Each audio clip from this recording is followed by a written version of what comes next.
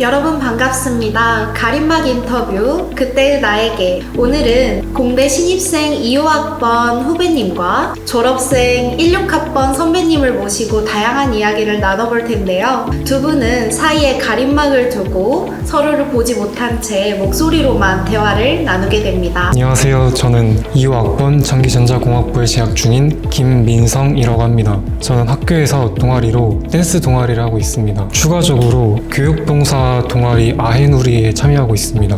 안녕하세요. 저는 29살 임송일입니다. 공간정보공학과를 졸업을 했고 현재는 현대오토에버라는 회사에서 자동차에 들어갈 지도를 설계 및 생성하는 그 프로그램을 만드는 개발자로 일하고 있습니다. 가벼운 이야기부터 시작해 보겠습니다. 여러분께서 처음 입학하셨을 때 캠퍼스에 대해서 어떤 느낌이 드셨는지 한번 들어보고 싶어요. 저는 처음에 인경우에서 하이테크 건물을 봤을 때 인하대학교라는 글자가 쓰여져 있는 걸 보고 좀 마음이 웅장해졌습니다. 정말 아름답죠. 조경과 함께 어우러진 인하대학교를 보는 게. 아마도 그때 입학했을 때 이 학교에서 어떤 것을 배울 거고 이 4년이란 시간을 마치고 어떤 사람이 될까에 대한 기대를 품고 좀 설레는 마음으로 입학을 했었던 것 같습니다.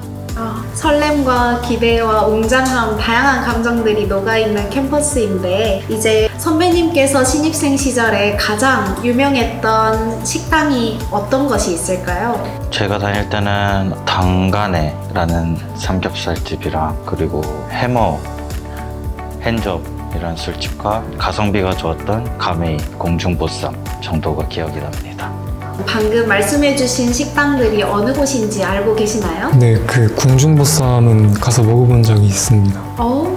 요즘 유명한 밥집이나 술집은 어느 곳이 있을까요?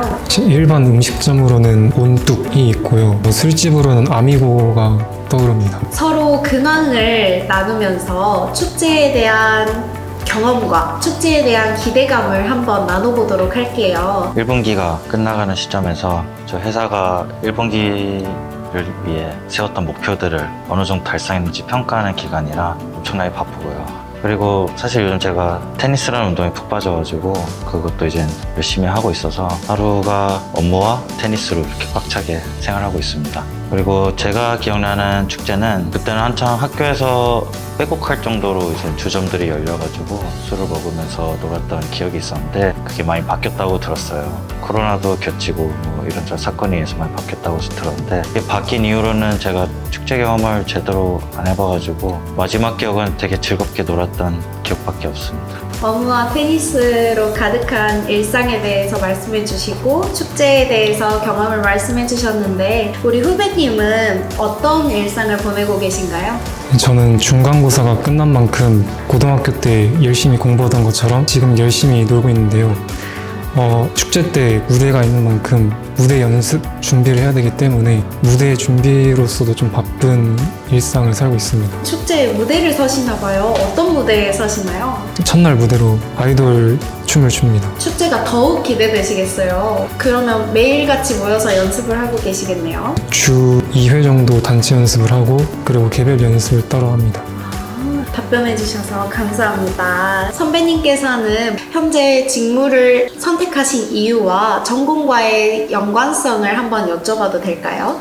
제가 이 직무를 선택한 이유는 사실 전공과 밀접한 관련이 있어서 선택하게 됐는데 전공이 하나밖에 없거든요. 공간정보공학과인데 전공을 살려서 최대한 좀 좋은 회사를 가고 싶다는 목표가 있었거든요. 졸업할 때 당시 성적이 좋았고 그 성적을 기반으로 어떤 회사를 갈 수 있을지 이제 찾아보니까 자동차에 들어간 지도를 만드는 회사가 있어가지고 사실 이게 첫 회사는 아닌데 그 전에 이제 아이나비라는 회사를 다니고 현대오토에버로 이직을 한 케이스예요. 근데 둘 다 보면은 결국에는 내비게이션에 필요한 지도를 만드는 회사인데 제 전공을 최대한 살려서 취직을 해서 아직까지 일하고 있는 것 같아요. 정말 전공과 밀접한 직무를 갖고 계신데 만약에 다시 전공을 선택할 수 있다면 바꾸실 의향이 있으실까요? 지금은 사실 너무 깊이 들어가 있어서 바꾸지는 않을 것 같은데 사실 이거는 수능 성적이 좋았으면 뭐 바꿀 수도 있지 않았을까. 새내기분께서 마찬가지로 지금 전공을 선택하신 이유가 있을까요? 고등학교 1학년 때 한 신문 기사를 접했습니다. 그 내용 중에 하나가 반도체 인력이 매우 부족하다는 기사를 접했는데요. 그 이후에 제가 물리를 되게 좋아합니다. 물리 교사가 되고 싶었는데 그 물리를 배우다 보면은 반도체에 관련된 내용이 나오거든요. 그럼 내가 좋아하는 반도체 물리를 배우면서도 돈을 좀 잘 벌 수 있는 그런 직종이 이 직종이라는 걸 알게 되었고, 그 이후에 저희 고교를 방문해 주신 선배님의 반도체 특강을 듣고 반도체에 좀 더 관심을 가지게 되었습니다. 본인이 원하고 좋아하는 것들을 고려해서 전공을 선택하셨군요. 그러면 대학교에 들어와서 지금은 비록 1학년이지만 지금 배우고 있는 것들에 만족하고 계시나요? 사실 전공과 관련된 내용이 거의 없기 때문에 물리를 배운다는 거에 만족감을 느끼고 다니고 있습니다. 공대 생활하면서 힘들었던 점이나 좋았던 점에 대해서 한번 들어보고 싶은데 선배님 먼저 간략하게 말씀해 주실 수 있을까요? 공대를 다니면서 힘들었던 점은 수많은 과제와 쉬지 않는 그런 마감 기한들을 지키다 보면은 지치는 순간들이 왔었던 것 같고, 그리고 사실 뭐 그런 게 다 나중에 도움이 되는 것 같은데 그런 게 제일 힘들었던 것 같아요. 수많은 과제 힘들다고 해주셨지만 성적도 좋으셨던 걸로 봐서는 정말 성실하게 열심히 해주셨던 것 같아요. 후배님께서는 어떤 힘든 점이나 좋은 점이 있었을까요? 저도 과제 중에서 특히 예비보고서나 결과보고서를 쓰는데 조금 힘듦을 느꼈고요. 그리고 코딩을 하는데 어려움을 많이 느꼈습니다. 선배님께서 과제를 좀 더 마음 편하게 할 수 있는, 과제를 잘하는 꿀팁이 있을까요? 저는 개인적으로 친구들이랑 같이 했을 때 우수한 결과물을 많이 냈던 것 같아요. 서로 공부하는 내용과 받아들이는 방식, 해석하는 방식이 다 다르기 때문에 그렇게 종합적으로 모여서 하나의 보고서에 실릴 때 좀 좋은 결과물을 얻었었던 것 같아요. 혼자서 하기보단 친구 또는 선배를 통해서 많이 배우고 같이 쓰는 게 좋은 것 같습니다. 정말 좋은 조언을 주신 것 같아요. 저도 과방에 가보면 친구들, 1학년 새내기 친구들이 다 같이 결과보고서나 예비보고서를 쓰고 있더라고요. 친구들과 하는 과제에 대해서 어떻게 생각하시나요? 네, 실제로 코딩 같은 경우는 그 과정이 여러 개일 수가 있기 때문에 서로 미리 어느 정도 학습을 해온 다음에 코드를 짜는 과정에서 왜 여기는 이렇게 짰는지 그런 아이디어를 공유를 하곤 합니다. 이번에는 고민을 공유하고 서로 대화를 나눠보는 시간을 가져보겠습니다. 스쳐가는 인연에 대해 어떤 마음가짐을 가져야 할까요? 이게 처음에 눈이 들어왔는데, 저는 대학교 입학하고 만난 친구들을 아직까지도 친하게 지내면서 지내고 있어요. 뭐 대학이란 과정 안에서 지금 느끼고 있겠지만 수많은 과제와 프로젝트를 하다 보면은 그 친구들을 만날 시간 없을 수도 있고 멀어질 수도 있다고 생각을 하는데, 그 친구들도 각자의 전공도 바뀌고 뭐 전과도 한 친구들도 있을 거고 그럴 텐데, 결국엔 그 바쁜 시기가 지나가면은 다시 또 사회인이 돼서 만나고 그러는 것 같아서 너무 멀어질 거라는 생각을 하지 않고 다가오는 인연에 대해서 거품없이 다 잘 흡수하고 짧든 길든 그 순간의 경험이 나중에 되게 큰 도움이 될 수도 있어서 너무 이렇게 빡빡하게 이 친구는 어떤 친구일지 생각을 하면서 그런 인연들을 걸을 필요는 없을 거라고 생각을 합니다. 지나간 인연은 지나간 인연대로 두고 이어지는 인연은 이어지는 인연대로 또 건강하게 잘 유지하면 그게 좋은 것 같습니다.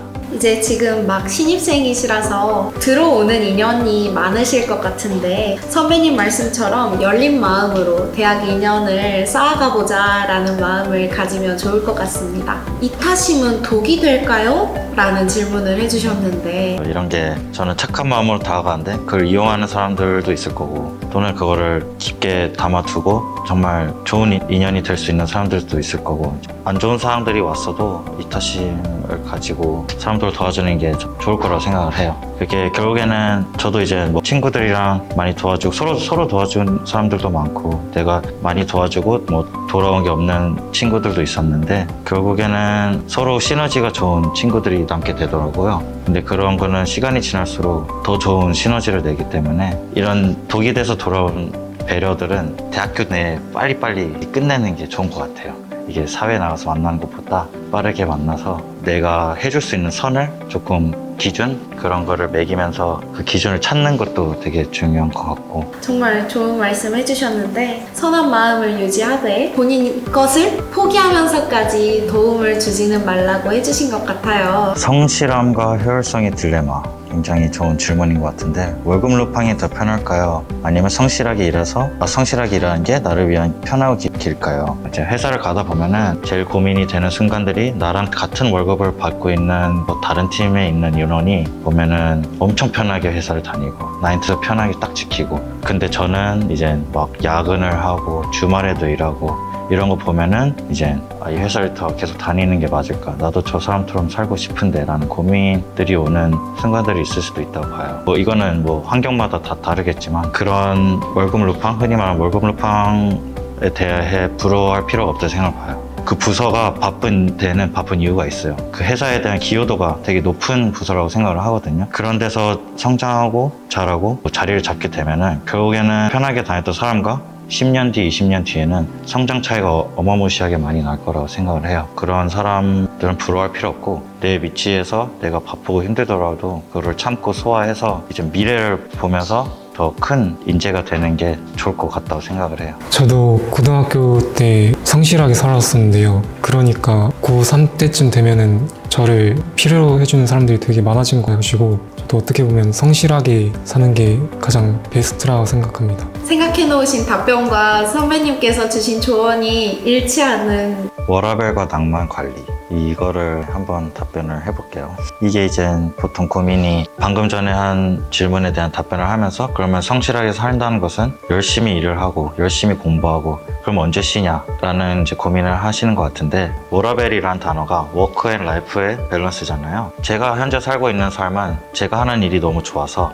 그 워크가 제 라이프이기도 해요. 그래서 일할 때도 즐겁다 보니까 워크 앤 라이프에 대한 구분이 없어져가지고 그냥 밸런스만 있는 그런 느낌인 거죠. 그래서 그런 방식으로 저는 이제 이런 고민이 좀 줄였다고 할 수 있을 것 같아요. 저 같은 경우는 대학교를 가고 뭐 군대도 휴학 없이 쭉 다니고, 이제 IPP라는 그 과정을 통해서 4학년 1학기 때 졸업 학점을 다 채우고 4학년 2학기 때 회사를 가서 뭐 실습 같은 걸 하고 바로 취업을 하고 이직을 하고 해서, 어떻게 보면 쉬는 시간이 없다고 볼 수 있는데, 그 사이 휴학도 한 친구들도 있을 거고 어디 해외여행을 뭐 6개월씩 다녀온 친구들도 있을 텐데, 딱 지금 이 순간에서 그 친구들과 얘기했을 때 나는 못 놀아서 억울해 이런 얘기는 안 하는 것 같아요, 서로. 그래서 이거는 후배님께서 나에게 쉬는 시간, 휴식 또는 노는 시간 아니면 행복이 어떤 것인지 먼저 정의를 할 수 있어야 될 것 같고, 그게 이제 내 인생에 어느 정도 기여가 있는지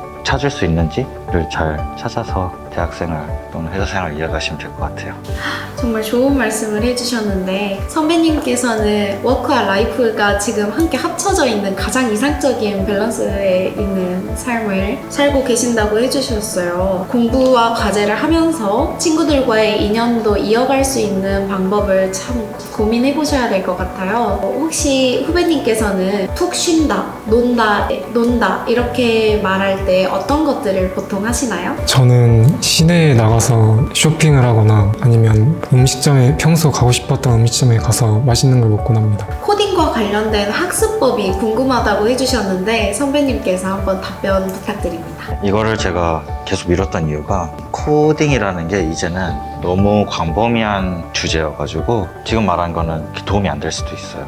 근데 코딩 관련 학습법이라 하면은 저는 경험이 되게 중요하다고 생각을 해요. 다양한 경험, 개발 언어가 엄청 많잖아요. 그런 걸 다 한 번씩 접해볼 수 있는 기회를 얻을 수 있는 프로젝트, 과제, 동아리, 외부 프로젝트를 좀 도전해 보시는 것도 좋을 것 같고, 개발 언어가 다양한 만큼 개발 환경도 정말 다양해요. 그래서 그런 거를 많이 접해 볼수록 내가 어떤 코딩을 할 수 있고 못하는지, 잘할 수 있고 좋아하는지 싫어하는지를 구분할 수 있을 것 같다고 생각을 해요. 4년이란 시간 안에 여러 경험을 통해 좁혀지면은 그때서야 나는 이런 개발 언어로 이런 개발 환경에서 어떤 결과물을 얻기 위해서 이런 코딩 이렇게 공부해야겠다가 나올 것 같아요. 지금 1학년이라 하면은 제일 해야 되는 거는 코딩의 기본은 이제 수업 시간에 기본적으로 다 배우는 것 같아요. 요즘은 그 정도를 기준으로 해서 아까 말했듯이 그 개발 동아리나 외부 프로젝트, 나라에서 운영하는 프로젝트들이 있어요. 그런 거는 이제 이렇게 대학생 4명과 실제 개발자, 좋은 회사에 가 있는 개발자들을 멘토, 멘티 시스템을 갖춰서 어떤 프로젝트를 진행하는 그런 것도 참여해서 좀 다양하게 경험을 해보고, 그렇게 내가 앞으로 어떤 개발자가 될지를 좁혀가는 방향성을 찾는 게 중요할 것 같습니다. 선배님께서는 우리 대학에서 진행하는 커리큘럼을 따라가면서 외부 프로젝트에 도전해서 다양한 개발 환경과 언어를 경험해보라고 하셨는데 어떤 계획을 갖고 계신지 한번 들어봐도 될까요? 지금은 학교에서 배우는 코딩만 배우고 있는데요. 솔직히 지금 배우는 수준으로는 조금 기업에 가서도 뭔가 업무를 잘 할 수 있을까라는 의문점이 있기 때문에 다른 교재나 프로젝트 아니면 코딩 동아리를 통해서 조금 더 코딩에 대해 알아보고 싶은 마음이 있습니다. 외부에서 학원이나 다른 교재를 사용하신 게 있을까요? 학원과 교재라기보다는 개인적인 공부를 많이 하기도 했고 프로젝트를 하면서 한 공부들이 되게 많았던 것 같아요. 프로젝트들을 하다 보면은 예를 들면 제가 학교에서 했던 프로젝트 하나는 치매 환자들의 위치 추적기를 달아서 이분들이 고정된 지역에서 벗어나면 알림 문자가 가고 하는데 그거를 개발하는 그 결과물을 얻기 위한 그 개발에 필요한 환경과 언어에 대해 검색을 하면서 공부가 돼요. 그때 이제 그럴 때 제일 많이 코딩에 대해서 공부를 하게 된 것 같아요. 직접 실전에 던져져야 공부가 잘 될 것이라는 말씀을 해주신 것 같은데 돈을 많이 버는 일, 좋아하는 일 어떤 것을 선택하셨을까요? 이상적인 거는 둘 다인데 진짜 현실적으로 얘기를 하면은 제 삶의 타임라인을 쭉 늘어놨을 때 초반에는 돈을 많이 버는 일을 하고 이 돈을 기반으로 나중에 가서 좋아하는 일을 할 수 있다고 생각을 해요. 좋아하는 일을 목표로 돈을 많이 버는 일을 찾고 거기서 기초 공사를 다 하고 나중에 좋아하는 일을 하자. 이렇게 하면 좀 행복한 삶을 살 수 있지 않을까요? 네. 굉장히 현실적으로 답변을 해주셨는데 맞는 말씀이신 것 같습니다. 후배님은 어떻게 생각하시나요? 네, 저도 사실 이 내용을 커리어 디자인이라는 과목에서 접했습니다. 거기서는 돈을 잘 벌 수 있는 일과 좋아하는 일 중에 선택을 한다면 돈을 잘 벌고 좋아하는 일을 하는 게 맞다고 말씀해 주셨는데요. 솔직히 좀 괴리감이 느껴졌었는데 방금 해주신 말씀을 듣고 나니 초반에는 아무래도 경제적인 요건 때문에 좀 돈을 좀 더 잘 벌 수 있는 일을 하고 그 나중에 제가 좋아하는 일을 하는 게 현실적으로 적합하다는 생각이 들었습니다. 추가적으로 더 해주고 싶은 말씀이 있으실까요? 워라밸 얘기를 조금 하자면요. 일을 하고 테니스도 한다 했잖아요. 저도 이제 업무의 그 양이 너무 많아서 스트레스를 받고 힘들어할 때 있는데 제가 테니스를 치는 시간들이 퇴근하고 밤 10시부터 12시 아니면 11시부터 새벽 1시 이렇게 쪼개서 집어넣어요. 그러면 다음날 피곤하지 않냐? 피곤합니다. 피곤한데 그 2시간에 도파민이 조금 그런 힘듦을 상쇄시키는데 큰 도움이 되지 않았나. 네, 그래서 내가 놀고자 하는 그 시간은 잘 쪼개서 하면은 어디든지 끼워놓을 수 있을 것 같아요. 어쩌면 후배님께서 이런 답변을 원하셨을지도 모르겠어요. 정말 좋아하는 거라면 피곤하더라도 하면 그 도파민으로 또 하루를 살아가는 힘을 얻잖아요. 그러면 이번엔 선배님께서 후배님께 질문을 해볼까요? 지금 어떤 마음가짐으로 대학교 수업을 임하는지가 좀 궁금하더라고요. 고등학교 때도 같은 마음이었지만 몇몇 친구들은 이 수업은 강의력이 별로 안 좋아 또는 배울 게 없어 이런 생각을 가지는 애들이 종종 있지만 그 어느 수업이더라도 교양 수업이든 전공 수업이든 어느 수업에서든지 배울 점은 한 가지가 있을 거야 또는 적어도 교수님이 아니라 하나의 사람으로서 배울 점이 한 가지는 있을 거야 라는 마음을 가지고 최대한 배운 점을 찾으려고 수업에 임하고 있습니다. 멋진 마인드인 것 같은데 선배님께서 어떤 말씀을 해주고 싶으신가요? 후배님께서 말씀하신 거를 얘기하려고 했는데 왜냐하면 저도 학교 다니면서 핵심 교양, 크로스오버 이런 수업들이 이게 무슨 의미가 있나 생각을 많이 하면서 다녔는데 말 그대로 핵심적인 교양이 되더라고요. 나중에 사회 나가서 사람들과 대화를 할 때 그런 기본적인 교양을 갖추고 대화하는 거랑 없이 대화하는 거랑 말수가 차이가 많이 나더라고요. 네, 어떤 수업이든 간에 근데 후배님께서 말씀하신 대로 다 의미가 있을 거라 생각을 하고 열심히 임했으면 하는 마음에 질문을 드렸습니다. 저도 교양의 필요성을 잘 못 느꼈는데 이제 살아가다 보면 학교 생활을 하면서도 더 깊게 느껴지는 것 같아요. 후배님께서 아주 잘하고 계시는 것 같습니다. 취업에 좀 관심이 많으신 것 같은데 가고자 하는 회사가 어디인지 좀 궁금하긴 했습니다. 저는 고등학교 1학년 때부터 가진 꿈인데요. SK 하이닉스에 가고 싶습니다. 그 계기로는 1학년 때 반도체 특강을 하러 오신 선배님이 SK 하이닉스에 다니고 계시거든요. 하나 영상을 보여주셨는데 그 치매 환자를 위한 위치 추적기 개발 사례를 영상으로 보여주셨거든요. 제가 좋아하는 그 물리라는 분야를 사용하는 반도체가 실제로 인류에게 도움이 될 수 있는 일을 하고 있구나 감명받아서 지금 제 워너비 회사는 SK 하이닉스입니다. 대학원에 대해서 어떻게 생각하는지도 궁금하네요.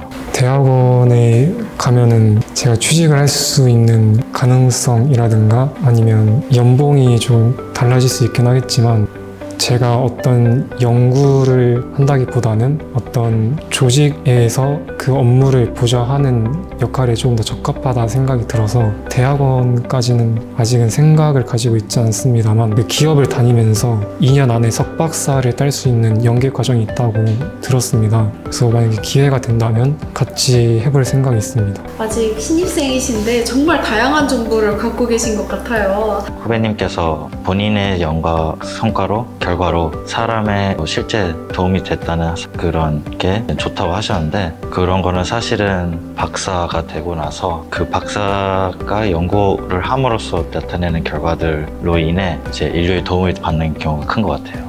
사실 대기업에 들어가면은 실적에 대한 압박이 커가지고 본인이 하고자 하는 연구 또는 일을 배정 못 받을 수도 있고 아예 다른 길을 걸을 수도 있고 거기에 고착화돼서 고정될 수도 있는데 박사를 따고 SK 하이닉스의 연구원이 된다고 했을 때는 후배님께서 하고자 하는 목표, 이루고자 하는 꿈을 전부 이룰 수도 있을 것 같다는 생각이 들어서 한번 물어봤습니다. 그러면 후배님께서 선배님께 마지막 질문을 하고 다음으로 넘어가겠습니다. 원하는 직종에 배정되지 않을 수도 있다고 말씀하셨는데요. 그러면 관리직이나 사무직도 같이 입사했는데 서로 다른 업무라고 볼 수가 있는 건가요? 지원 때 보시면은 그런 지원 분야는 세세하게 나눠져 있을 텐데 관리직을 지원했는데 사무직이 될 수도 있고 사무직을 지원했는데 관리직이 될 수도 있고 이게 왜 그러냐면은 큰 회사를 가면은 어떤 프로세스에 대해서 업무 분담이 엄청나게 세세하게 세분화돼 있어요. 예를 들면은 공장으로 치면은 버튼 누르는 사람을 뽑고 그 버튼 누른 과정을 지켜보는 사람을 따로 뽑고 그 과정을 옆에서 관찰하면서 문제가 있는지 없는지 작성하는 사람이 따로 뽑고 그 작성한 거를 어디다 전달하는 사람이 따로 뽑고 이 정도로 엄청 세분화돼 있어요. 그래서 직무 분야에 맞게 지원을 했는데도 불구하고 버튼 누르는 사람이 갈 수도 있고 그거를 관찰하는 사람이 될 수도 있고 보고하는 사람이 될 수도 있고 고치는 사람이 될 수도 있어요. 회사에 가면 알게 될 겁니다.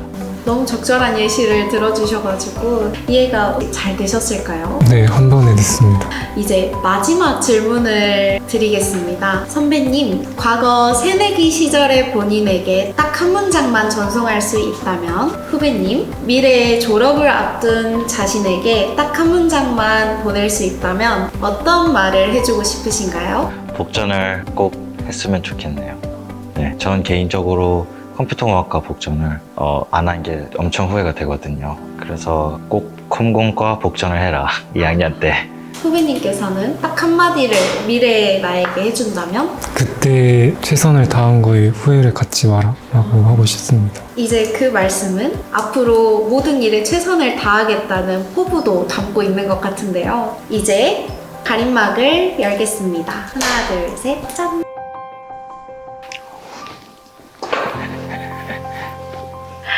서로 인사 나누시고 서로를 보시면서 오늘 소감 어떠셨는지 한번 나누시면 좋을 것 같아요. 선배님부터 한번. 사실 앞으로 살면서 25학번, 그러니까 2학번을 볼 일이 있을까 생각도 못 해봤는데 오늘 좋은 기회를 통해 어제 저와 또 다른 세대에 이제 맑고 깨끗한 뇌를 가지신 후배님을 보니까 또 옛날 생각도 많이 나고 앞으로 우리 사회 이제 또 공대를 나오셨다니까 기술을 책임지실 후배님께서 열심히 공부해서 그런 사람이 되기를 바랍니다. 저는 사실 제가 알아볼 수 있는 경로로는 좀 한계가 있고 그리고 정확하지 않은 정보가 종종 있었는데요. 실제 이렇게 대면하면서 궁금한 것들이 있어서 좋았습니다. 두 분께 정말 좋은 기회가 되었던 것 같은데 가림막 인터뷰는 여기에서 마무리하도록 하겠습니다. 감사합니다. 오늘 영상이 도움이 되셨다면 구독과 좋아요. 부탁드립니다.